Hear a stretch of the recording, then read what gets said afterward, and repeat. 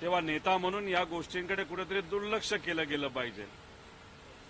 तुम्ही जर 2 उदाहरणं घेतली, त्याच्यामध्ये राजीव गांधींबद्दल एका सिरीजमध्ये जेव्हा त्या ठिकाणी काही गोष्टी बोलल्या गेल्या, तेव्हा राहुल गांधीजींनी सांगितलं होतं की असं काही बोलल्यानंतर राजीव गांधी साहेबांचं काही कर्तृत्व काही छोटं होणार नाही। तसंच 2003 मध्ये सुद्धा एका कुठल्या तरी चॅनलमध्ये एक टीका, व्यंग्यात्मक टीका ही भुजबळ साहेबांवर झाली होती। भुजबळ साहेबांच्या कार्यकर्त्यांनी ते कार्यालय फोडलं होतं आणि 2003 ला भुजबळ साहेब हे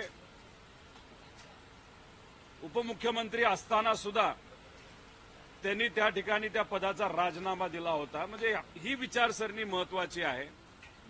त्यामुळे कुठला एखादा कलाकार काय बोलत असेल तर उगाच त्याचं ऑफिस कुणी फोडलं गेलं नाही बाहेर। पण अजून एक मला कलाकारांना विनंती करायची आहे की हा काळ काय 2014च्या पूर्वीचा काळ नाही, जिथं तुमच्या कलेला एक कला समजली जाईल।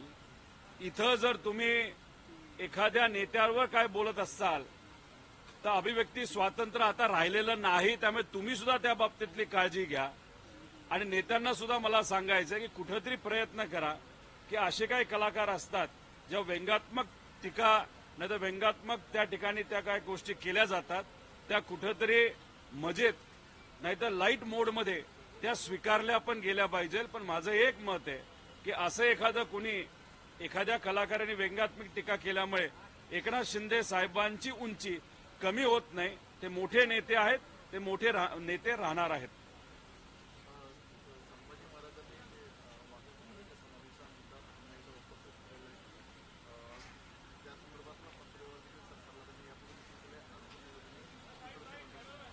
छत्रपतींच्या कुटुंबातून एक व्यक्ती आज जर या बाबतीत बोलत असेल तर मला असं वाटतं की त्या गोष्टी कुठेतरी सिरियसली घेतल्या पाहिजे आणि जे सर्व इतिहासकार आहेत यांना सुद्धा विश्वासात घेऊन जर राजे जे बोलतायत ते खरं असेल तर नक्कीच त्यांचं म्हणणं हे मानून त्याच्यावर कारवाई त्या ठिकाणी केली गेली पाहिजे, असं या महाराष्ट्राचा नागरिक म्हणून त्या ठिकाणी मला वाटतं।